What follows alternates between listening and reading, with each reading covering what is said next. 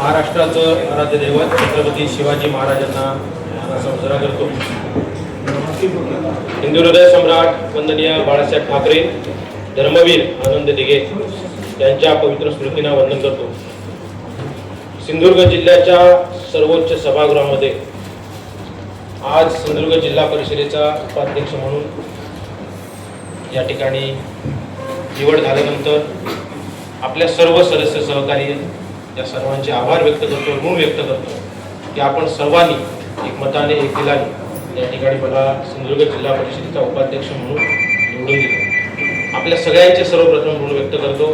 त्याचप्रमाणे या व्यासपीठावर उपस्थित असलेले सिंधुदुर्ग जिल्हा परिषदेचे मुख्य कार्यकारी अधिकारी सन्माननीय रवींद्रजी खेबोडकर साहेब, या निवड प्रक्रियेचे पीठासन अधिकारी आणि उपजिल्हाधिकारी साठे मॅडम, सन्माननीय उपमुख्य कार्यकारी अधिकारी परब साहेब, उपस्थित सर्व अधिकारी आणि उपस्थित आपण सर्व माझे सदस्य, सहकारी जिल्हा परिषद सदस्य, त्याचप्रमाणे पंचायत समितीचे सर्व सभापती, उपसभापती, सन्माननीय महाराष्ट्राचे माजी मुख्यमंत्री, आपल्या सगळ्यांचे लाडके खासदार नरेंद्र राणे साहेब, आपल्या जिल्ह्याचे कार्यतत्पर पालकमंत्री सन्माननीय नितेश राणे साहेब, आमचे आमदार सन्माननीय निलेश राणे साहेब, सावंतवाडी विधानसभा मतदारसंघाचे आमदार, माजी मंत्री सन्माननीय दीपकभाई केसरकर, या सगळ्यांच्या माध्यमातून या ठिकाणी काम करण्याची संधी मला मिळाली, त्याबद्दल त्यांची देखील कृतज्ञता व्यक्त करतो।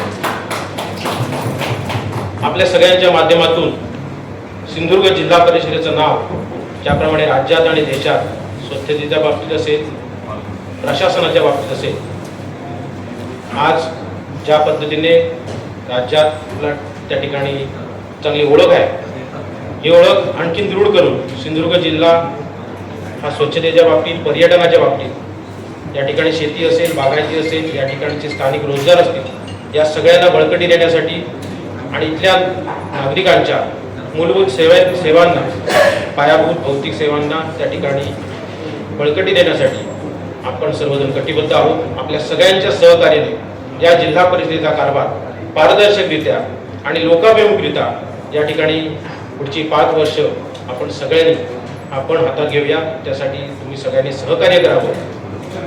पुन्हा एकदा आपल्या सगळ्यांचे व्यासपीठावर सगळ्यांचे आभार व्यक्त करतो आणि ऋण व्यक्त करतो आणि या ठिकाणी थांबतो। जय हिंद, जय महाराष्ट्र।